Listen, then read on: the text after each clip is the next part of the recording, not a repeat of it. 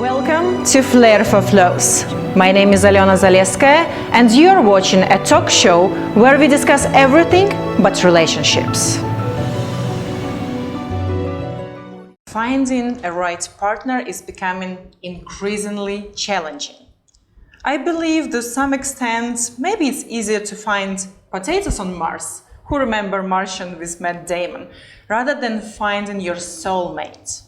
Last week, we discussed all the red flags, talked about the dating scene in Dubai, and tried to give some tips for single individuals where to start their dating journey.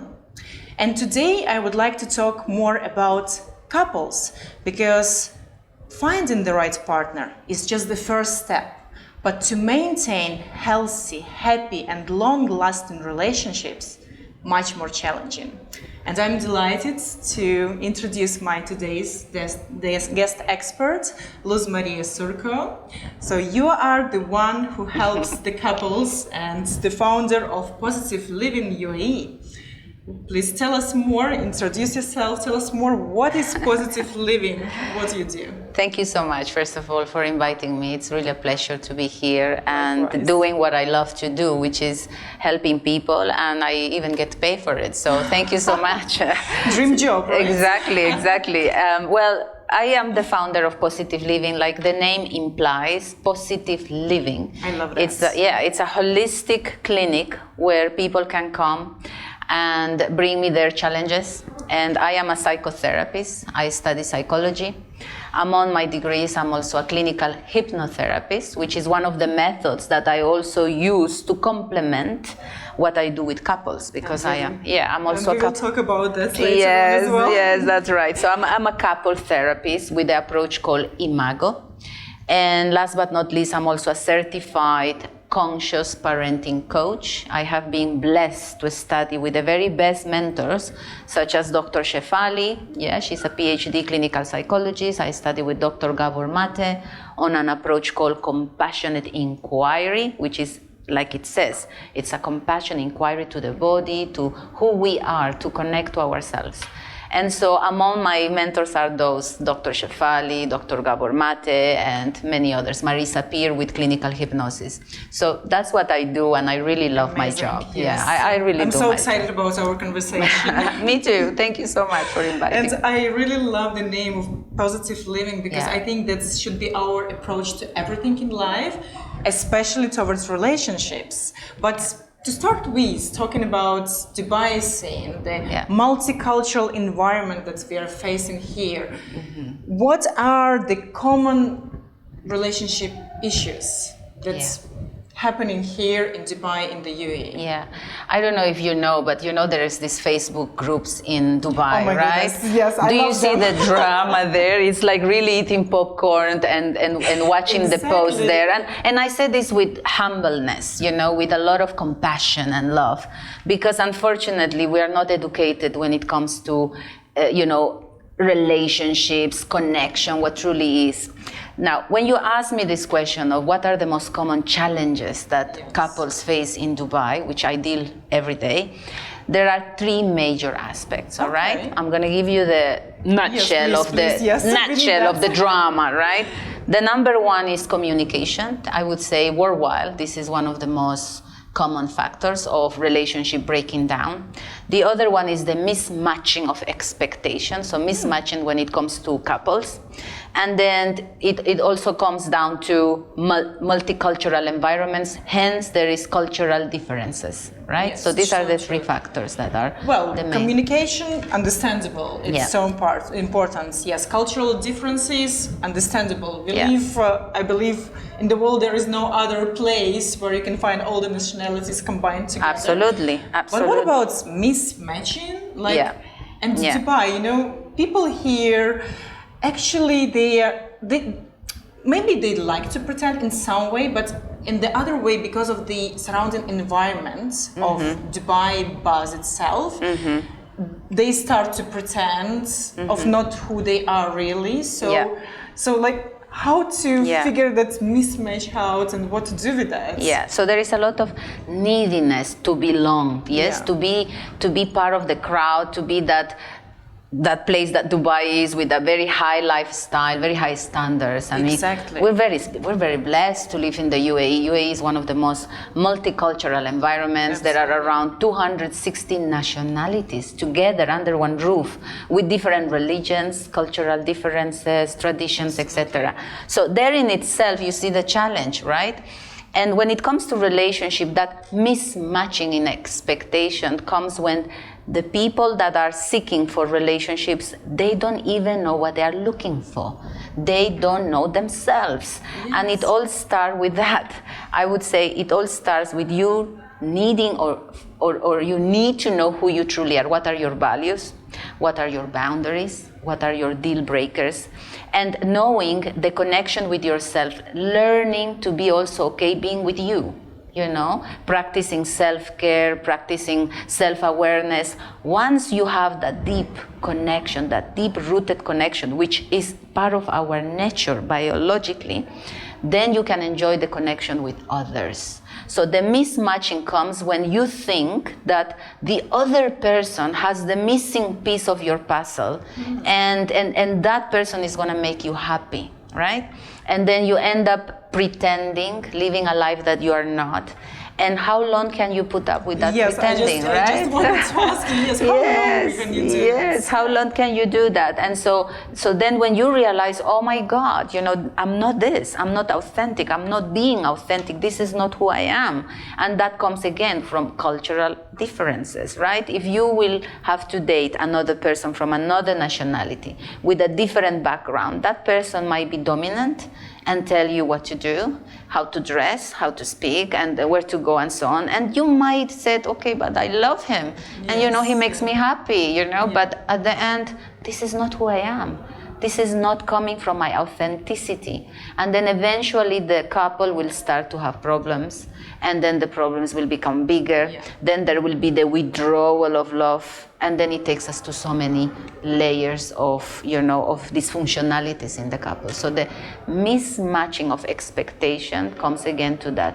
Do you really know who you are? So you need to start with yourself. You need to start with yourself. What is it important for you? What do you value? What are your principles? And then relate yourself or be around the people that share the same values. Now, that doesn't mean you cannot date another nationality or another culture. You both can, you know, share principles of honesty, you know, compassion, empathy. I would say these are the major, you know, connecting points. You know, if we both share empathy, you know, if we were a couple, there in itself, wow, that's amazing. You both are empathetic to each other. If you both learn to communicate in conscious ways, there again, another point of connection. I see, that's so right, but I think also it's coming from the fact that we are living in the foreign country, so we are far from our families, we are far from our friends, our close environment. So by default, we think that by pretending it makes us stronger, but in fact it's ruining the relationship. So what can be that strategies that can help couples to survive and to create the more bond in their relationships, knowing that they're far from their families? Yeah, beautiful question, Aliona, beautiful question, because that takes me to my other psychological fact, which is the attachment styles. We were talking about this offline, and the attachment styles is so crucial to be discovered, to know about our attachment styles, right? Because that's what you explain of us pretending, or some people trying to pretend to belong, to be loved, to be listened at, comes from an attachment style. There are 4 types of attachment styles. It was discovered by a psychologist in the UK called John Bowlby, and he did research, scientific research, in how our childhood experiences affect our adult behavior. So there are 4 types of attachments. The secure attachment, which is very rare, but there is men and women who are securely attached. And what does that mean? That means that your childhood experience was very functional. You had parents that knew how to communicate with each other, with love, with respect. They were there, present for you. So hence you grow up being an adult that is secure, right? That you don't untrust people just, because, where are you? Where are you going? Or, very insecure. And there are so many beautiful women out there. Where are you? And, all this drama going on in your head. A secure, attached person will not have that, all right? Then we have the other attachment style called the anxious attached, right?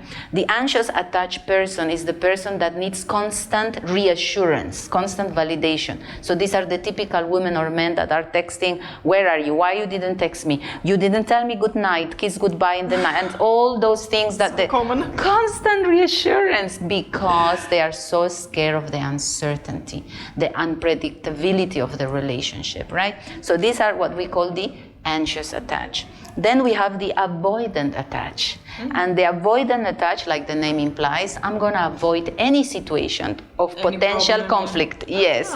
So they don't like to discuss about problems in the relationship. If they fear, or if they have any sense of fear that there is a conflict, they will withdraw. So I don't want to talk to you, but we need to talk. No, I don't want to talk. The problem cannot just be solved. Dissolve. Exactly. Yes. Which is the second point of challenges, which is the communication. If there is no communication, how are you going to solve the problem in the relationship? But this kind of attachment style, avoidant, they fear that disconnection from the partner. So they will do anything to avoid that. And even if the conflict could be positive, because you can have conflict resolution, they will not go there. They will simply withdraw and make a story in their head that, no, this is too dangerous, fine, or everything is too fine. We shouldn't talk about this, so that's the avoidant.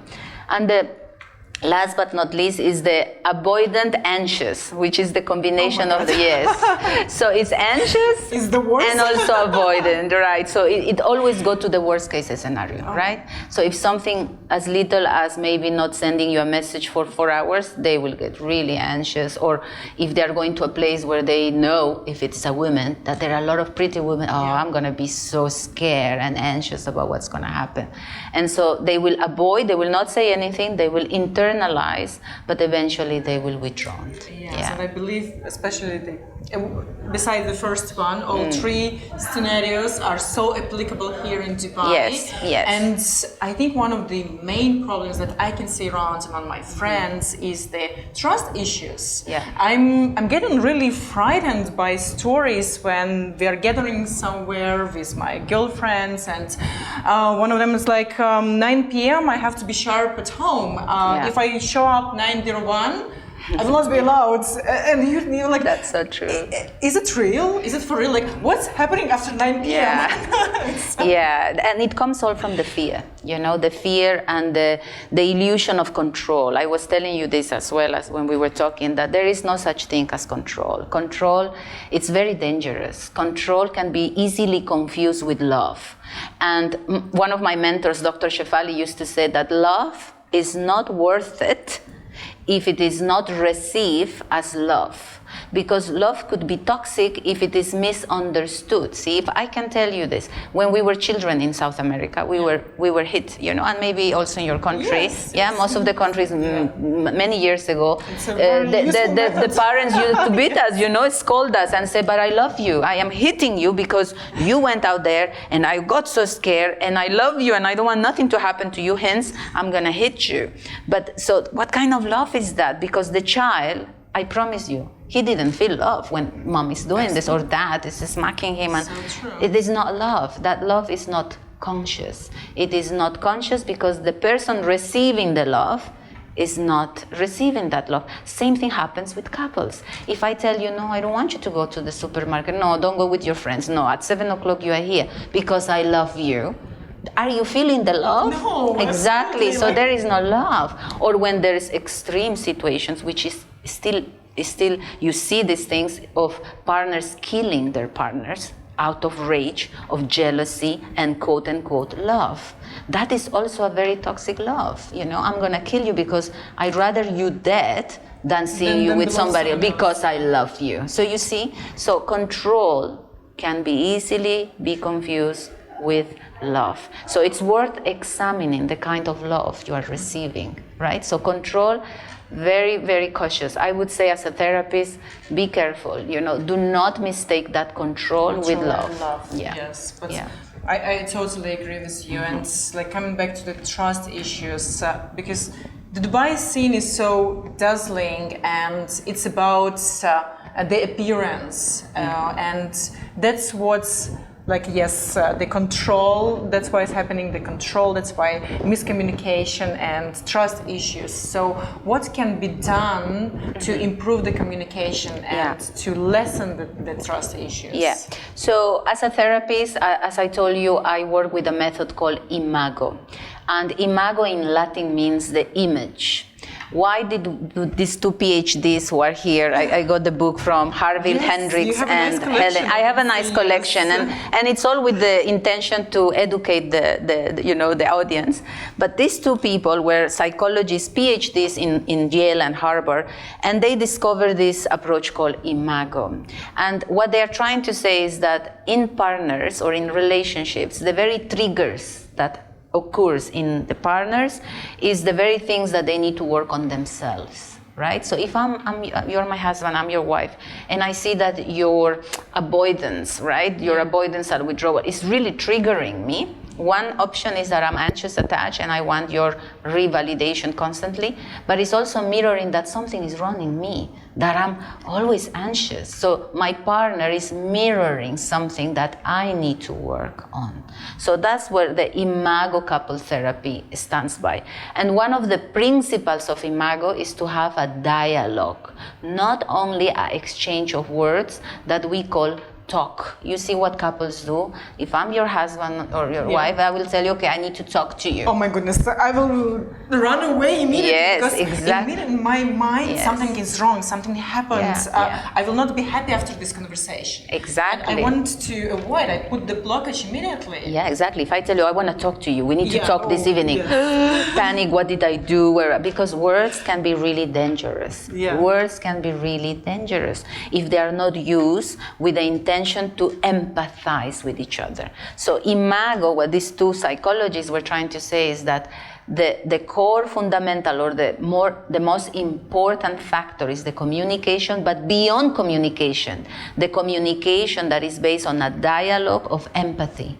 I can empathize with you and you can empathize with me. So in that dialogue, you mirror me. So I'll give you an example, right? The example of the cake, right? Let's say you are my partner and you know that I'm making a diet. But then yet you went to Spinace or to supermarket and you bought a cake and you left it on the fridge, right? So then as a wife, I'll be like, come on, dude, you know? And then I'm really angry, you know? And then I would say, listen, can we have a dialogue, right? And I'll tell you, I want you to listen to me and just empathize with me. And then you would say, yes, all right, I agree. And then I'll tell you, you know what? When you bought that cake, it really made me sad because I feel you do not care about my feelings and you're not supporting me. You're not really, you know, understanding me that I really need to be on my ideal weight. And that hurts me about you. And then in the imago dialogue, you mirror me. You mirror what I said and you repeat, you know, Luz, what I hear from you is that when I bought that cake, you feel I didn't care for you. In that mirroring, in that acknowledgement and validation of how I feel, trust me, I will be already healing because now you are giving to me what, and you give me that listening that maybe my parents didn't. You know, and now you are hearing me, you are validating my emotions, you are understanding, and you can even empathize and say to me, well, Luz, now I understand, you know, now I see why you didn't talk to me, because it really hurts you, and I never meant it, you know, I never meant it, but now I see you, I see you behind the behavior of you being grumpy and mad or withdrawing your love from me, because that's what we do sometimes, you know, instead of explaining and talking. Yes, and I can punish you even and say, okay, I'm not going to have sex with you, or I'm not going to take my love from you, and you know, and do this kind of behaviors that are actually, you know, pain crying out loud to be heard. So true. But is there any like set of these magical words to start the conversation instead of we need to talk right now? So what can we use? So first we need to educate ourselves in how to communicate, and it all comes from, again, our parenting experience, cultural background, education, and nowadays we have resources such books I promise you I don't have any affiliation to these books, but I find them very resourceful. It's a disclaimer, but I find them very resourceful. This book was one of the best rated books, and it's called Nonviolent Communication, and it gives you a practical way how to speak with your partner without demanding it in a form of a tantrum. You know, we tantrum. We adults tantrum as well, right? When our partners don't quote unquote makes us kids, yes. Yes, when they don't please us, we're like, I'm not gonna talk to you now. And so this tantrum is unnecessary because we need to communicate. We are social beings. We need communication and we need connection to be able to function. But communication without empathy, also it's not possible. So this kind of books is really useful. Nonviolent Communication from Marshall Rosenberg is one of the best books when it comes to communication. Thank you, Luz Maria, for sharing that. My Absolutely. pleasure. Yes, one way is to start read the essential books that can help. Another way is go and see the therapist. Yes. But yes. you know, like, we are human, designed in the way that the last thing we will do is to go and see the therapist because we don't want to acknowledge the fact that something is wrong. Yes. So for our well-being, the therapy is essential, but how to make this way, how to make this step towards the therapy. If you need this for yourself or you see that you need it for your partner, so how to start? Well, thank you so much because the fact that you invited me here and I'm spreading information to the audience is already causing a change in the world. So thank you for that, because this is more, sharing what we need more in this world. It is changing, Aliona, I must say. Now people are more shopping for therapists, Now people are looking for therapists. We are more open to receive help without stereotyping therapy and said, okay, something is wrong with me. No, there is nothing wrong with you. You don't go to the gym to have beautiful body and take a PT and people think, oh, what's wrong with your body? No, you don't do that because the personal trainer has the tools, has the knowledge, has the experience to tell you, okay, you want nice biceps, well, this machine you use, you want better hamstrings, excellent, do these exercises on legs. We do the same. Therapists, we help you to understand the maybe inner wounds that you don't know even existed. And once you heal that, and when I said healing doesn't mean a destination, healing is constant. It's a constant evolution, learning that you do about yourself. And when you do that, you can connect better. Your relationship dynamics will be better. And for the single women, once you heal yourself, you will attract the right men to you because you will not be needy anymore. You will know that you have a value. Your self-esteem will increase. You will not just, accept anything just for the sake of having someone next to you. So that's why it's extremely important to do the work. Do the work. I don't know if you heard this statement, and it's not a cliche. We really need to do the work. Yes. We really need to do the work, and a therapist helps you to do that work because it takes you to the places where you can go on your own. So childhood experience, maybe potential traumas, events, generational traumas that you might be carrying from mom, from dad, even behaviors that we copy, right? Absolutely. So that's what we therapists do. A good therapist will do that, will take you to those places so that you can evolve from them, so that you can change and then connect better with other individuals. That is such a beautiful advice. Thank you for that.